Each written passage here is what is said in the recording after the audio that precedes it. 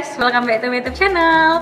Selamat datang kembali di vlogku Ripka Panjaitan. Nah, kali ini kita akan ngebahas satu topik yang gak kalah penting seperti yang biasa aku bahas tentang kesehatan reproduksi. Tapi sebelumnya, buat kalian yang lagi nonton, yang udah sering nonton atau bahkan masih pertama kali nonton yang belum subscribe vlogku, channelku, silahkan kalian subscribe dulu dan jangan lupa untuk tekan icon bell yang ada di sebelahnya supaya setiap video-video yang aku upload itu ternotifikasi langsung sama kalian. Oke, silahkan subscribe. Thank you.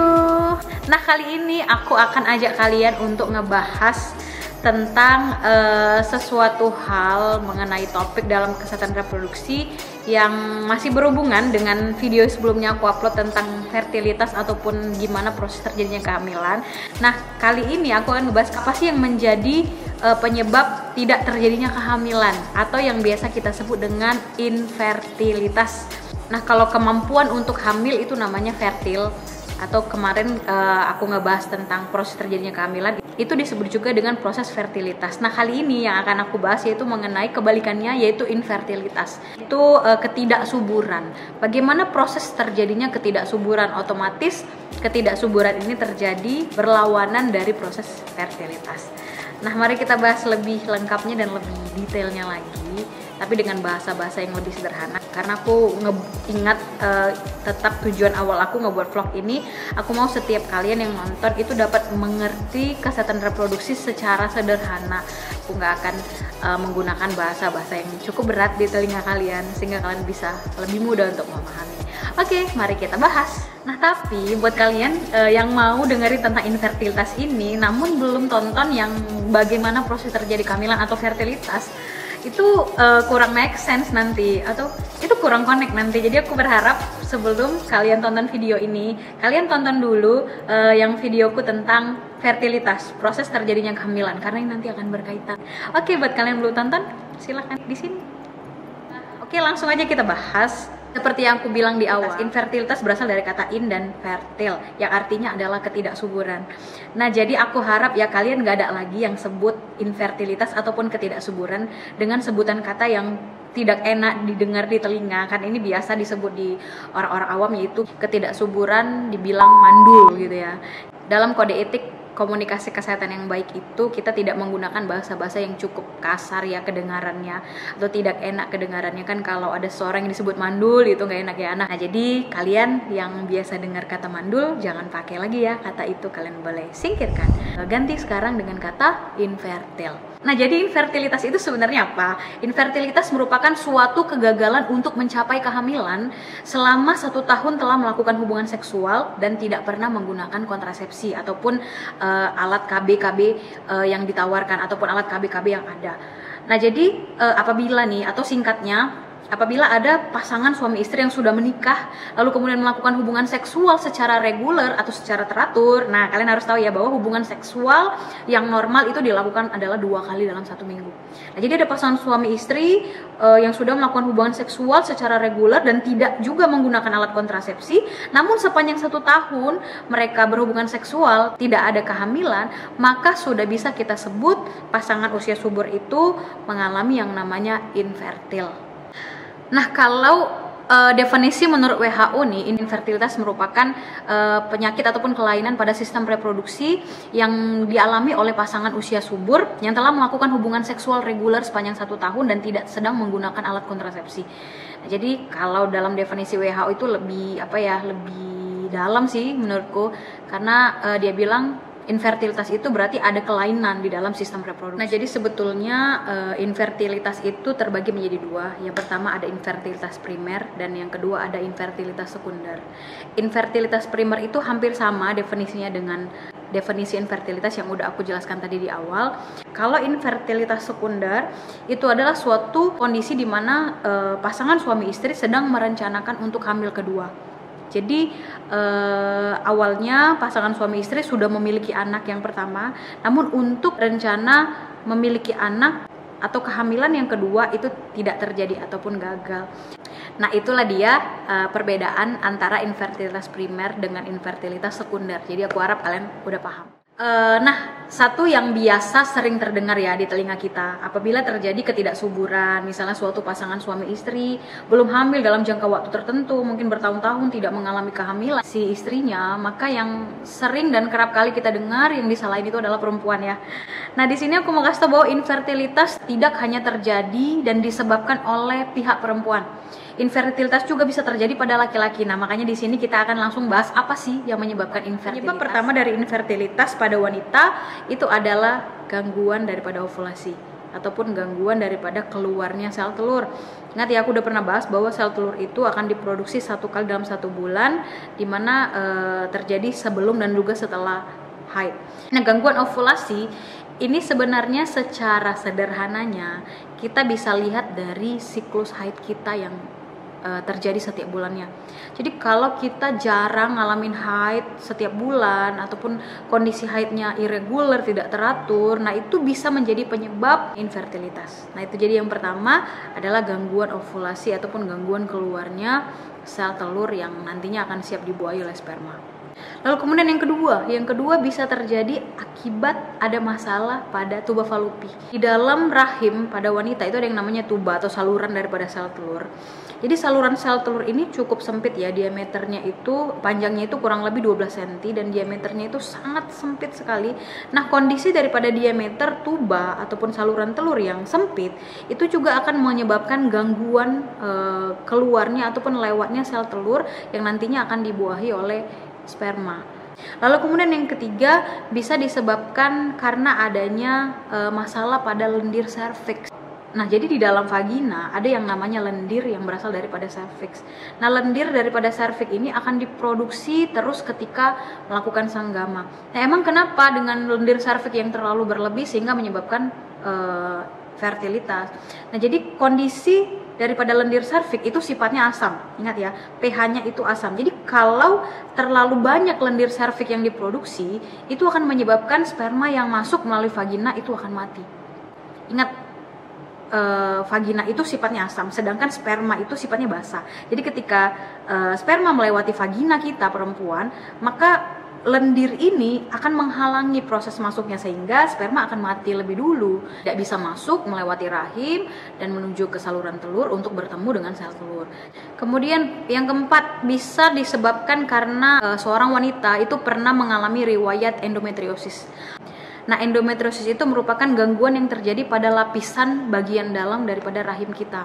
Nah, jadi wanita yang sebelum dia menikah ataupun sebelum mengalami kehamilan ataupun sebelum berhubungan seksual telah terlebih dahulu mengalami endometriosis, maka dia memiliki peluang 20 kali lebih besar mengalami infertilitas ataupun ketidaksuburan. Nah, jadi untuk mengecek ini kalian bisa datang ke rumah sakit untuk mengetahui fungsi daripada rahim apakah baik ataupun ada gangguan sehingga menyebabkan peradangan pada bagian endometrium.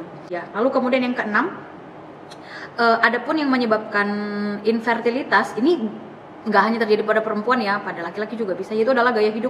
Ini yang paling umum bisa terjadi pada laki-laki dan perempuan. Gaya hidup yang tidak sehat ya. Gaya hidup ini bukan hanya soal makanan yang kita makan, tapi juga bagaimana kita men-treat ataupun memperlakukan kebersihan daripada organ reproduksi kita. Nah, perempuan yang umumnya malas sekali untuk mengganti pembalut pada saat dia sedang haid itu memiliki kemungkinan yang besar untuk ngalamin endometriosis sehingga menyebabkan infertilitas. Lalu kemudian dari faktor nutrisi juga, makanan-makanan yang cepat saji, junk food itu juga bisa mempengaruhi kondisi fertilitas daripada tubuh seseorang. Lalu kemudian bisa juga karena faktor daripada stres sehingga menyebabkan kortisol meningkat. Kortisol ini akan menekan proses produksi daripada ovum sehingga haid menjadi tidak teratur dan akhirnya sulit untuk mengalami yang namanya kehamilan. Nah, itulah dia secara garis besar apa-apa saja yang menyebabkan infertilitas pada wanita. Jadi kita yang perempuan nih, walaupun mungkin kalian ada yang menonton ini belum menikah sama seperti saya ya kan, mungkin belum menikah, nah kalian udah bisa dari sekarang untuk menjaga dan benar-benar memperhatikan. Kan kita semua ya, yang perempuan pasti memiliki kerinduan ya kan untuk memiliki anak pastinya. Makanya dari sekarang sejak kita masih gadis kita harus jaga organ reproduksi kita dengan baik dan juga benar. Nah, itu semuanya sangat mempengaruhi untuk terjadinya ketidaksuburan atau infertilitas ini. Lalu kemudian yang kedua, penyebab yang berasal daripada laki-laki. Nah, jadi untuk penyebab daripada laki-laki yang pertama itu adalah mengkonsumsi alkohol.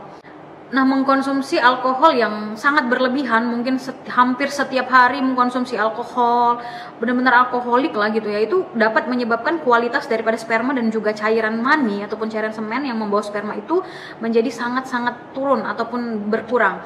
Makanya untuk laki-laki yang sekarang alkoholik dan masih muda nih terutama, nah ini hati-hati karena ini bisa menyebabkan kalian infertil. Lalu kemudian yang kedua pastinya adalah merokok. Nah, merokok ini sering banget ya menjadi faktor penyebab banyaknya penyakit, nggak cuma masalah-masalah reproduksi, masalah paru juga, pernafasan, jantung juga. Nah, jadi bener-bener ya, rokok ini seharusnya tidak dikonsumsi sama sekali sama pria dan laki-laki, tapi tetap aja masih ada laki-laki yang merokok kan gitu. Nah, merokok itu dapat menyebabkan rusaknya morfologi daripada sperma. Jadi sperma itu kan ada ini ya, ada anggota-anggota tubuhnya ya. Nah, aku udah bahas ya di fertilitas kemarin, proses terjadinya kehamilan. Nah, jadi sperma apabila laki-laki itu merokok, maka kandungan zat yang berbahaya di dalam rokok itu akan merusak morfologi daripada sperma. Sperma itu kan terdiri atas kepala, leher, badan, dan juga ekor. Pokoknya bayangin aja sperma itu kayak cebong ataupun seperti toge. Nah, jadi dengan kalian laki-laki merokok, mungkin addicted banget sama yang namanya rokok, itu dapat merusak kondisi daripada morfologi tubuh daripada si spermanya. Makanya kurangin ya merokok. Bukan dikurangin, tapi memang harusnya berhenti. Oke, itu yang kedua. Kemudian yang ketiga adalah mengkonsumsi kafein berlebih. Ingat, kafein nggak cuma ada di dalam kopi ya, kafein juga ada di dalam teh. Teh juga mengandung kafein. Nah, orang-orang yang sangat edik sekali setiap hari wajib minum kopi, nah itu dapat mengganggu proses kesuburan ataupun infertilitas. Lalu kemudian ada juga faktor daripada berat badan. Nah, laki-laki yang memiliki berat badan berlebih atau yang biasa kita sebut dengan obesitas itu akan tidak memiliki kemampuan untuk menghasilkan sperma yang baik. Nah, makanya kondisi tubuh secara fisikly, jika memang kita memiliki keinginan untuk mempunyai keturunan, itu harus benar-benar sehat.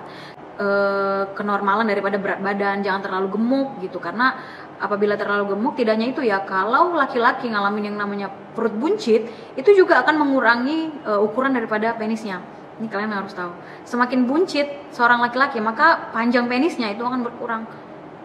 Nah, kan ketika melakukan hubungan seksual akan ada penetrasi tuh. Apabila panjang penisnya tidak mencukupi, sedangkan ketika penis masuk ke dalam vagina, sperma itu harus melewati keasaman vagina, udah penisnya pendek kan, makanya sangat berpengaruh sekali berat badan ini. Kayak untuk laki-laki yang sedang program kehamilan ataupun nanti kalian pengen punya anak, mungkin kalian masih single, nah kurangin lah untuk memiliki berat badan yang sangat-sangat obesitas ataupun yang sangat overweight gitu ya. Nah, jadi itulah dia apa aja yang menyebabkan infertilitas pada pria. Nah, kalau secara sederhana untuk mengenalinya, apakah kondisi tubuhku ini secara normalnya bisa menghasilkan keturunan atau tidak. Kalau tadi perempuan aku bilang kalian bisa lihat keteraturan daripada haid kalian setiap bulannya. Kalau pada pria itu bisa kalian tandai dengan kalian melihat kondisi daripada air mani kalian ataupun cairan sperma kalian, cairan yang membawa sperma ataupun cairan semen kalian, itu kondisinya sangat-sangat encer, tidak kental. Nah, ingat, itu tanda sederhana ya yang bisa kalian tandai ketika kalian menemukan gejala-gejala infertilitas ini. Nah, jadi itulah dia semua tentang infertilitas. Nah, jadi apa sih yang bisa dilakukan untuk mengatasi infertilitas ini? Nah, sekarang udah canggih ya, ada teknologi-teknologi yang bisa kita temukan bahkan di kota-kota besar juga, di rumah sakit yang menyediakan fasilitas layanan kesehatan untuk solusi terhadap infertilitas ini. Biasa pasangan usia subur akan melakukan yang namanya treatment IVF atau yang kita sebut dengan in vitro fertilization ataupun fertilisasi di luar daripada kandungan atau yang umumnya kita sebut dengan bayi tabung. Nah, jadi kalau di Indonesia itu udah banyak banget ya, di kota-kota besar itu biasanya menyediakan layanan kesehatan untuk melakukan proses IVF ini atau bayi tabung ini. Nah, kalau di Medan sendiri itu ada di Rumah Sakit Ibu dan Anak Stella Maris. Buat kalian yang punya program yang mungkin sudah beberapa tahun tidak punya anak dan mau berencana untuk melakukan program bayi tabung, kalian boleh datang ke sana. Nah, jadi itulah dia vlog kita hari ini tentang infertilitas. Jadi aku harap kalian bisa paham. Dan satu pesan aku, seperti yang di awal aku bilang, jangan lagi sebut orang-orang yang sudah menikah selama beberapa tahun tapi tidak memiliki anak dengan sebutan mandul, tapi infertil atau tidak subur. Oke, jadi mungkin itu aja bahasan kita hari ini tentang infertilitas. Aku harap kalian bisa mengerti dan paham. Dan buat kalian yang mau kasih komentar, yang mau kasih pertanyaan, ataupun mungkin yang mau kasih saran untuk next vlog kita akan ngebahas apa.